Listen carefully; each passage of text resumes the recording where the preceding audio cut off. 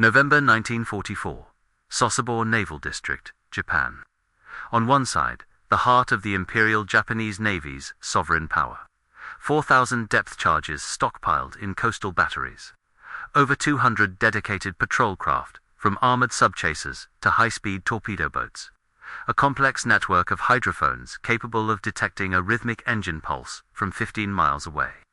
Anti-submarine nets with steel meshes 3 inches thick, guarded by magnetic mines that could vaporize a hull on contact. Against them, a single Gatto-class fleet submarine. 1,525 tons of American steel. 311 feet in length. 10 21-inch torpedo tubes. A crew of 80 men breathing recycled air that would slowly turn into a cocktail of carbon dioxide and despair. The official manual from the Bureau of Ships was absolute. It stated that for a fleet submarine to have a statistical chance of survival during combat evasion, it required a minimum depth of 150 feet. For true safety against modern sonar, 300 feet of water was the mandatory threshold. Sasebo Harbor averaged 40 feet. In some navigational channels, the depth dropped to 30. The math was a death sentence. A 311-foot vessel trying to hide in 40 feet of water is like a grown man trying to hide behind the blades of grass. The vertical profile of the submarine from the bottom of the keel to the top of the periscope shears was nearly 50 feet. This meant that even if the submarine sat its belly directly on the harbor floor, its highest points would be physically protruding from the surface of the water, visible to any sailor with a pair of binoculars. The ratio of defense to offense was 600 to 1. The probability of detection was calculated at 99.8%. At 2:14 hours, under a moonless sky, the commander of the USS Gatto-class submarine looked at his executive officer and gave the order that defied every law of naval physics. Take her in. Slow ahead, 1/3. For the next 60 days, the Japanese would hunt a ghost. They would drop hundreds of thousands of pounds of high explosives into the open ocean, searching for a predator that wasn't lurking in the deep. They never realized that the killer was literally parked beneath their own pier, watching their officers smoke cigarettes through a periscope lens only inches above the waterline. What follows is the 60-day account of a mathematical suicide that turned into the greatest engineering heist in naval history. If you want to understand how 80 men turned a 1,500-ton warship into a shadow that the enemy was literally walking on, continue watching. By late 1944, the Pacific War had become a game of shrinking circles. The United States Navy had broken the outer ring of Japanese defenses, but the inner sanctum, the home islands, remained a fortress of acoustic sensors and suicidal determination. Sasebo was not just a port, it was the anvil of the empire. It was here that the giants were birthed and repaired. The heavy cruisers, the carriers, and the pride of the fleet all sought refuge in the narrow winding channels of Sasebo. To the Japanese High Command, Sasebo was untouchable. Its geography was a natural bottleneck. The entrance was a narrow throat, choked with minefields and monitored by shore-based radar stations that could track a floating log. Once inside, the harbor opened into a shallow basin where the water was so clear and so thin that a submarine's shadow would be etched onto the seabed like a silhouette on a white wall. The mission was born from a statistical anomaly. American intelligence noticed that high-value Japanese targets were disappearing into Sasebo and emerging weeks later, fully repaired and rearmed. The only way to stop the flow was to strike at the source. But no surface fleet could get close, and no air raid could guarantee the destruction of the underground pens. They needed a ghost. The choice fell on a Gatto-class submarine, the workhorse of the silent service. On paper, the Gatto was a masterpiece of 1940s engineering. It was powered by 4 massive Fairbanks Morse diesel engines, capable of generating 5,400 horsepower. It could hit 20 knots on the surface, allowing it to outrun most merchant ships. It was designed for the vast, deep blue expanses of the Central Pacific, where it could dive to 300 feet in less than 40 seconds to escape an escort's wrath. But inside Sasebo, every single one of those design advantages became a liability. The engines were too loud. The hull was too long to turn in the narrow channels. The diving depth was non-existent. If the submarine were to be detected, there was no down to go to. There was only the mud of the harbor floor and the certainty of a depth charge cracking the pressure hole like an eggshell. The commander of this mission was a man who viewed warfare through the lens of cold, hard calculus. He knew that the Japanese sonar operators were trained to listen for specific frequencies, the hum of a cooling pump, the rhythmic throb of a propeller shaft, the metallic click of a hatch closing. These sounds measured roughly 40 to 50 decibels at idle. The Japanese sensitivity threshold was 0.5 decibels. To survive, the submarine couldn't just be quiet. It had to be silent. It had to achieve a state of 0 decibels. The inciting incident occurred on the night of November 12th. The submarine reached the point of no return, a specific geographic coordinate marked by a buoy 3 miles outside the harbor entrance. Beyond this point, the water shallowed rapidly. The bridge crew felt the change in the boat's motion. The long, rolling swells of the open sea were replaced by the short, choppy gait of coastal waters. The sound of the diesel engines, usually a comforting roar, now felt like a siren announcing their arrival to the entire Japanese archipelago. In the conning tower, the atmosphere was suffocating. The air was thick with the smell of diesel oil, unwashed bodies, and the ozone of the massive battery banks. The depth sounder began to chirp a steady, haunting ping that told a terrifying story. "Depth 60 feet, the navigator whispered. "Depth 55 feet. The submarine was drawing 28 feet of water while on the surface. Submerged, with its periscope shears, it occupied nearly 50 feet of vertical space. Depth 45 feet. The crew looked up. If they dove now, their bridge would be underwater, but their periscope shears would be sticking out like a flag. If they stayed on the surface, they were a target for every shore battery within 5 miles. The commander looked at the charts. The entrance to Sasebo was guarded by the Kuroshima Gate, a narrow passage where the Japanese had installed a series of heavy steel nets. These nets were designed to catch a submarine's, propellers, or bowplanes, trapping it like a fish in a gill net while patrol boats moved in for the kill. The manual stated that the only way through a net was to wait for a friendly vessel to open the gate or to use a specialized cutter that would create a massive acoustic signature. The commander chose a third option. He would use the tide. He had spent weeks studying the lunar cycles and the hydrographic charts of the harbor. He calculated that at peak high tide, the water level over the top of the nets rose by exactly 4 feet. If they timed their approach perfectly, and if they stripped the submarine of every unnecessary protruding antenna, they would have a clearance of exactly 14 inches. 14 inches of water between the steel of the submarine and the steel of the Japanese nets. Rig for silent running, the order went through the ship, not over the intercom, but passed from man to man in hushed tones. The massive diesel engines were shut down. The sudden silence was jarring, replaced by the low, ghostly whine of the electric motors. The cooling fans were killed. The air conditioning, the only thing keeping the temperature below 90 degrees, was turned off. The submarine began to slow. It was no longer a vessel under power. It was a 1,500-ton glider, drifting on the momentum of the incoming tide. Every man on board took off his shoes. They moved in stocking feet. They didn't speak. They didn't drop wrenches. They knew that a single dropped bolt against the steel floor plates could send a sound wave through the hull, into the water, and directly into the headphones of a Japanese operator less than a mile away. As they approached the Kuroshima Gate, the navigator's eyes were glued to the stopwatch. Mark, 300 yards to the net. The commander took his place at the periscope. He didn't raise it fully. He only peeked through the lens for seconds at a time to avoid creating a wake. He saw the silhouettes of the Japanese guard towers. He saw the searchlights sweeping the water, their beams cutting through the darkness like white blades. One searchlight passed directly over the spot where the submarine's bow was submerged. The light didn't stop. It moved on. The water was just choppy enough to distort the shape of the hull beneath the surface. 200 yards, the crew held their breath. The interior of the submarine began to groan. This was the creak of the hull, the sound of 1,500 tons of steel, reacting to the subtle changes in water pressure and temperature. To the men inside, it sounded like a door hinge in a haunted house. To the Japanese, they hoped it would sound like the shifting of the seabed. 100 yards. 10 seconds to contact.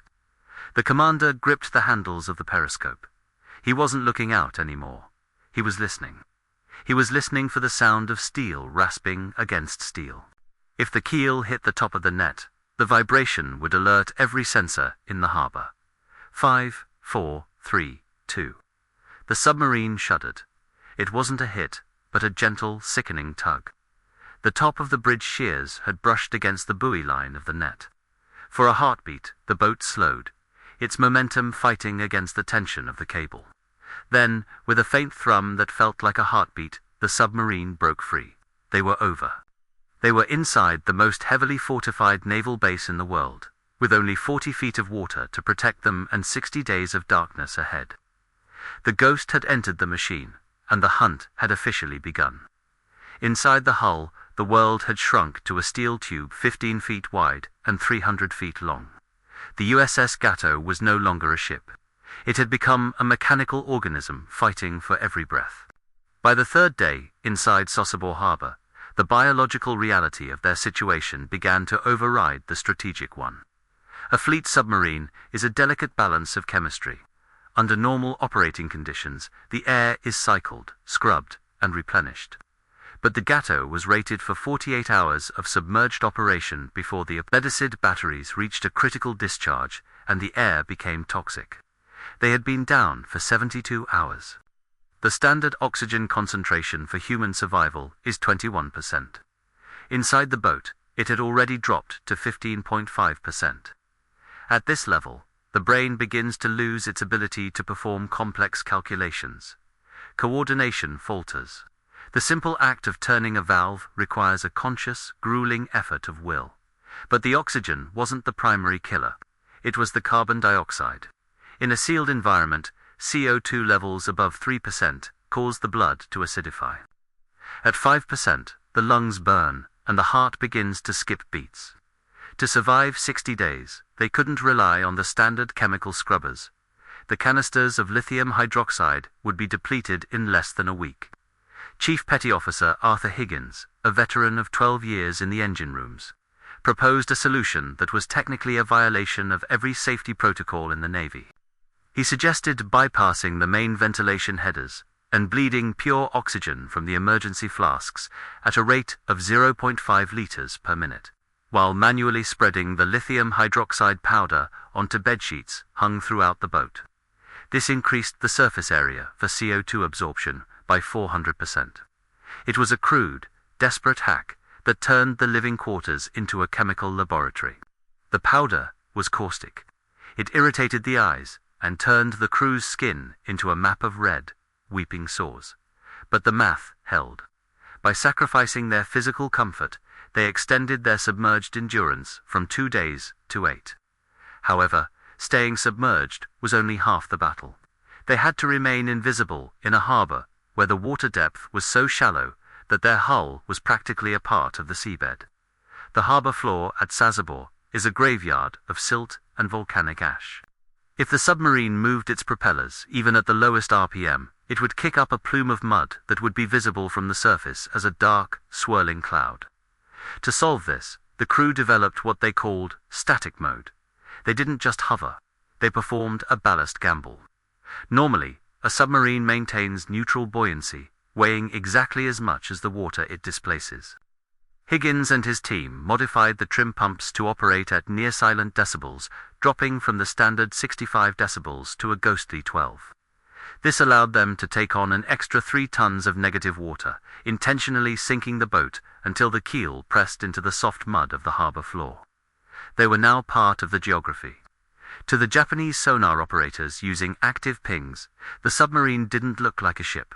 It looked like a natural mound of silt. But this came with a terrifying risk. If the mud was too soft, the suction of the seabed could grab the hull. If they needed to rise quickly, the 1,500 tons of steel might be stuck, anchored to the bottom until their oxygen ran out. The psychological toll of static mode was devastating. To keep the acoustic signature at 0 decibels, the commander ordered a total power shutdown. No fans, no lights, no movement. For 20 hours at a time, 80 men sat in total darkness, listening to the world above them. They could hear the hulls of Japanese destroyers passing just 30 feet over their heads. They could hear the rhythmic thrum-thrum of civilian ferry engines. They could even hear the clinking of chains as patrol boats moored to the very piers the submarine was hiding under.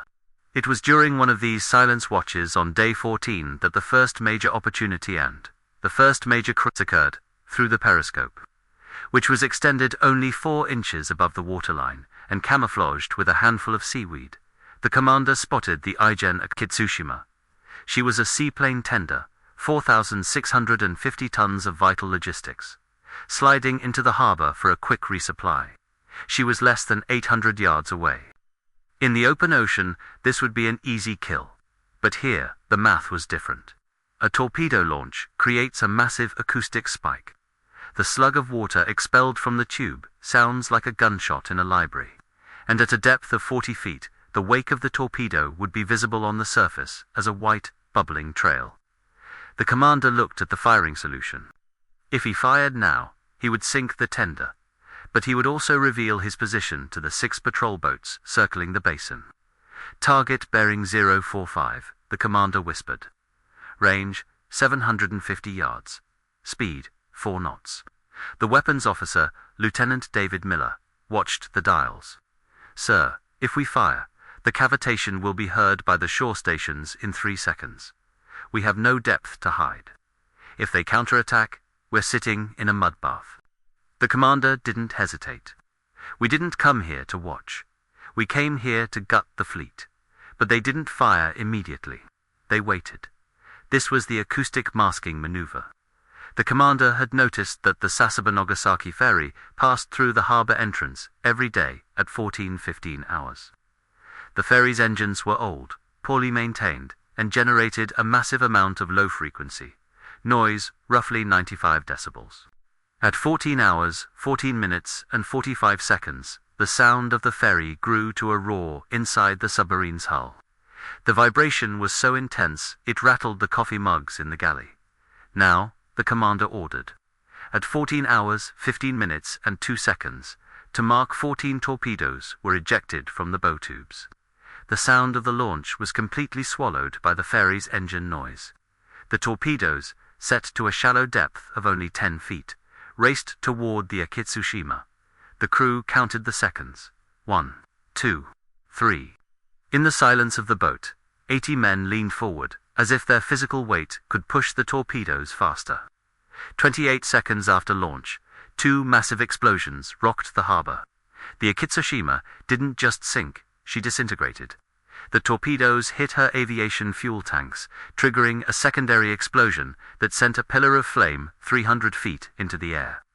4,000 tons of steel were ripped apart in less than 90 seconds. On the surface, chaos erupted. The Japanese assumed it was an air raid or a stray mine. They couldn't conceive of a submarine being inside the basin. Patrol boats raced to the scene, their propellers churning the water just feet above the Gatto's deck. Inside the submarine, the temperature began to climb. With the power off and the excitement of the kill, the crew's metabolic rate increased, pumping more heat and CO2 into the stagnant air. The thermometer in the engine room hit 110 degrees Fahrenheit. Sweat pooled in the men's shoes. Then, the sound they all feared. Ping. It was a high-frequency active sonar pulse. One of the Japanese subchasers, the CH-12, had stopped its engines and was pinging the harbor floor. The sound hit the Gatto's hull like a hammer striking a bell. Clang. The Japanese operator had found something. It wasn't a clear ship return, but it was a solid mass on the harbor floor that wasn't there during the last survey. The CH-12 moved closer. The crew could hear the Japanese sonar operator's adjustments, the shift in the frequency of the pings. The subchaser was now directly overhead. Inside the Gatto, Higgins was staring at the depth gauge. They were at 38 feet. The subchaser drew 12 feet. There was only 26 feet of water between the enemy's keel and the submarine's pressure hull. First pattern away, the hydrophone operator whispered. The Japanese had dropped a creeping pattern of 6 depth charges. These weren't the massive 300-pounders used in the deep ocean. These were specialized shallow water charges, designed to explode at 25 feet. The first explosion was 500 yards away. The shockwave felt like a heavy punch to the ribs. The second was 300 yards. A light bulb in the galley shattered. The third was 100 yards. The entire 1,500-ton hull shifted in the mud. "The next one is going to be on top of us," Miller whispered. The crew braced themselves, clutching the overhead pipes. This was the moment where physics usually wins. A depth charge exploding in shallow water is twice as lethal because the shockwave reflects off the seabed, creating a hammer effect that crushes the hull from both sides. But the fourth explosion never came. Instead, there was a long, agonizing silence. Then, the sound of the CH-12's engines revving up. Through the periscope, the commander saw the reason. The massive secondary explosions from the Akitsushima had created so much debris and so much acoustic clutter that the Japanese sonar was blinded. The subchaser had mistaken the submarine's hull for a piece of the sunken tender's wreckage. They were safe for now, but as the adrenaline faded, a new horror set in. The attack had alerted the entire Sasebo defense network. The Japanese didn't know where the ghost was, but they knew it was close. They began a systematic sanitization of the harbor. They didn't just use sonar anymore. They began dragging heavy steel cables across the harbor floor, 300 yards apart. These sweep wires were designed to snag on any protrusion, a periscope, a fair water, or a propeller guard. The Gatto was trapped in a box that was getting smaller by the hour. On day 22, the sweep wire of a Japanese tugboat snagged the submarine's aft cigarette deck.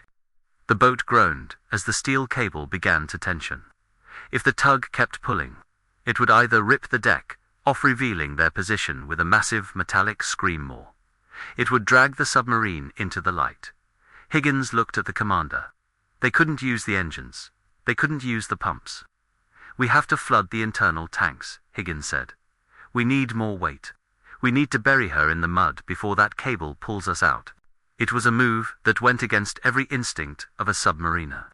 They were going to intentionally drown their own boat in the hopes that the mud would hold them tighter than the Japanese tug. The order was given. The sea valves were cracked open. Water rushed into the internal tanks with a low guttural hiss. The Gatto began to sink deeper, 39 feet, 40 feet. The keel was now 3 feet deep in the volcanic ash. The cable above them hummed like a guitar string. The tension reached 4,000 pounds. The steel deck plating began to buckle, the rivets popping with the sound of pistol shots. Then the cable snapped. The tugboat on the surface lurched forward, its crew likely believing they had simply snagged an old anchor or a piece of rock.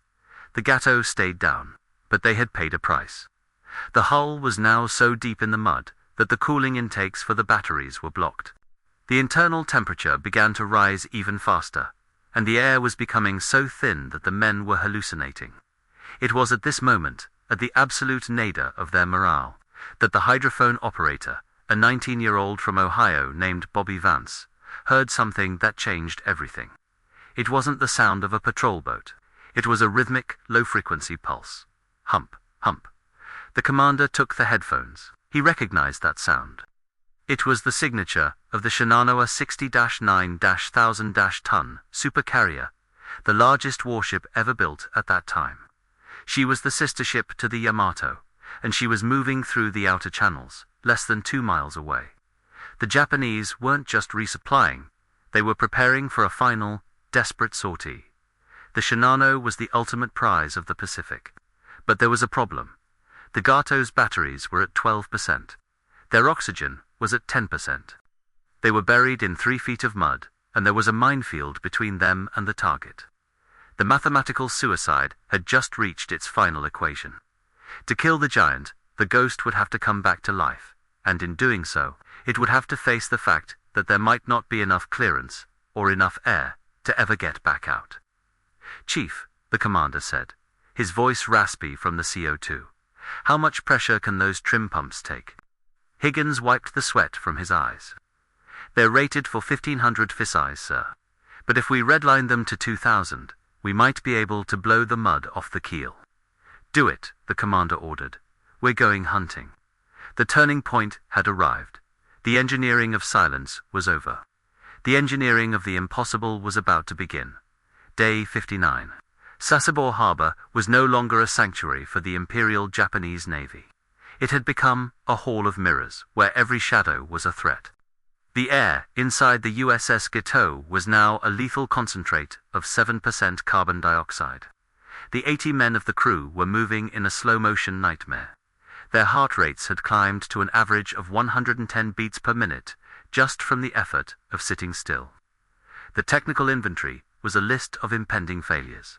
The main battery banks were at 12% capacity, barely enough to turn the propellers for 3 hours. The emergency oxygen flasks were at 800 psi, far below the safety threshold of 3,000. And most critically, the hull was still encased in 3 feet of volcanic mud, held fast by a suction force calculated at 400 tons of atmospheric pressure. "Chief," the commander whispered, his voice cracking.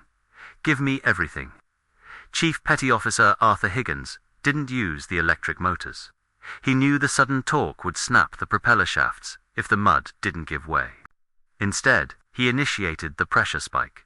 He routed the high-pressure air from the torpedo flasks directly into the external ballast tanks, while simultaneously redlining the trim pumps to 2,100 ps, 50% above their rated structural limit. The boat began to scream.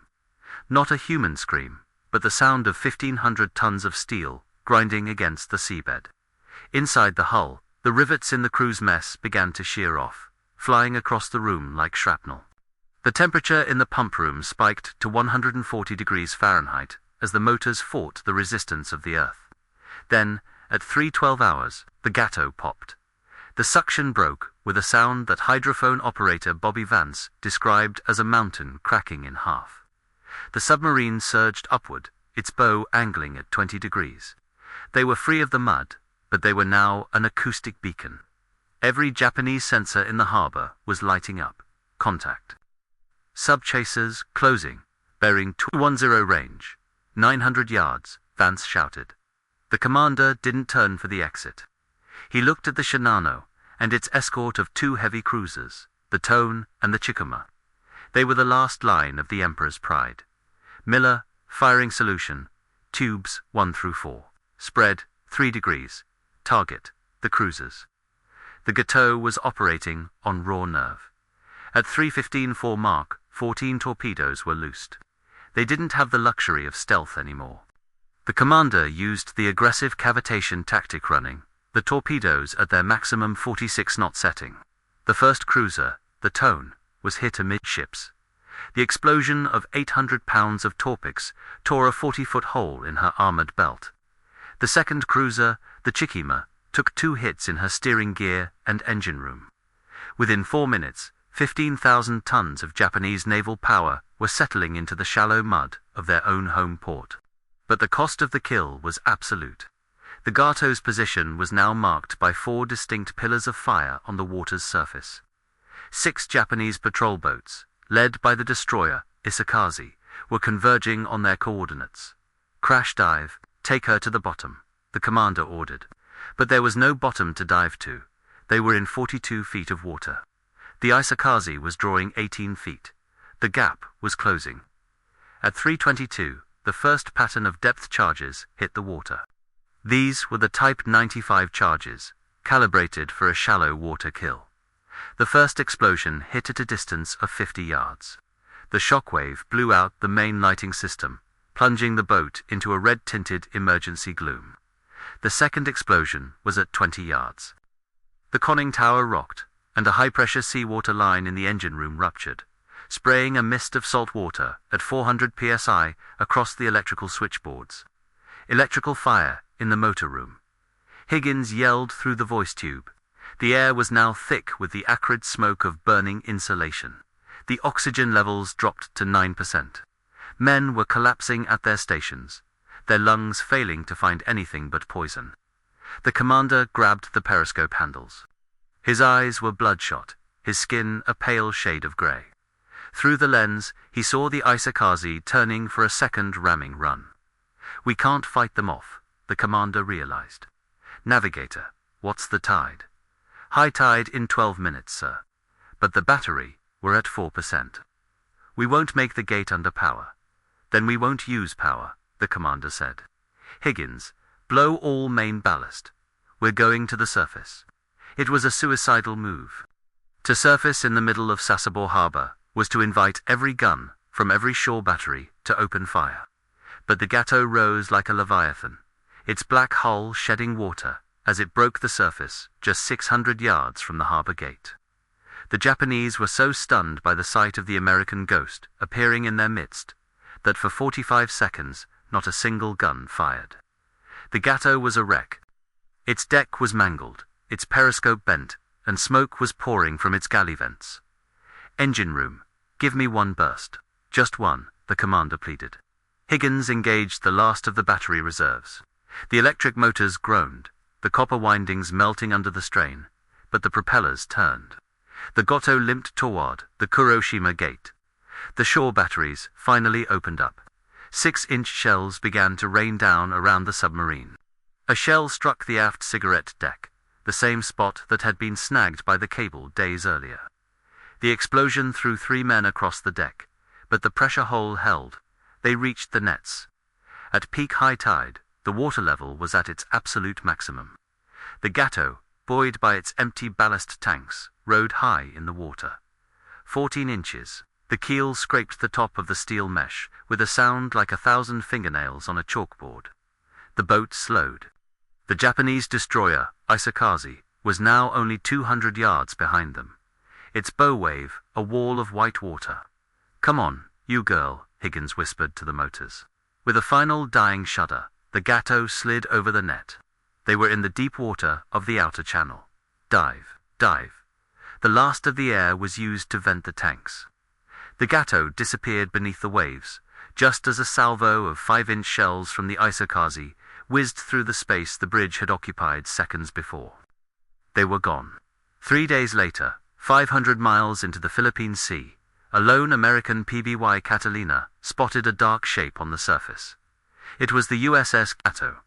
When the rescuers boarded the boat, they found 80 men lying on the decks, most of them unconscious. The air inside was so toxic that the rescue team had to wear gas masks. The commander was still in the conning tower, his hands frozen to the periscope handles. He had lost 35 pounds in 60 days. The final tally of the Sasebo Ghost was a statistical impossibility. 60 days inside enemy waters. 3 high-value warships sunk. 14 patrol craft damaged. Total tonnage destroyed. 38,000 tons. But the most important number was 80. 80 men went into the harbor, and 80 men came out. The Japanese Navy would never officially admit that an American submarine had spent 2 months parked inside their most secure base. They burned the sonar logs and executed the harbor defense commanders. To the Empire, the ghost of Sasebo was a myth they had to destroy to maintain their honor. But the math doesn't lie. The engineering modifications performed by Higgins and his team were later studied by the Bureau of Ships. The static mode and the ballast gamble became part of the secret curriculum for the next generation of submariners. The Gatto didn't just break the rules of naval warfare. It proved that a 1,500-ton warship could become a shadow if the men inside were willing to breathe poison and defy the seabed. If this story of the men who recalculated the physics of survival has impacted you, please leave a like. It helps ensure that the ingenuity of men like Commander Willis and Chief Higgins is never erased from the ledger of history. The Sasebo mission remains the longest sustained operation by a single vessel inside an enemy harbor in the history of naval warfare. It was a mission that the manual called a suicide. It was a mission that the math called impossible. But, as the crew of the Gatto proved, when the choice is between the manual and the mission, the manual is just a piece of paper. The mission is the heartbeat of the boat. Leave a comment below and let us know, would you have stayed for 60 days in 40 feet of water? We want to hear from you. You aren't just a viewer. You are the crew that keeps these memories alive. This was the story of the ghost of Sasebo, the submarine that hid in plain sight. Thank you for watching.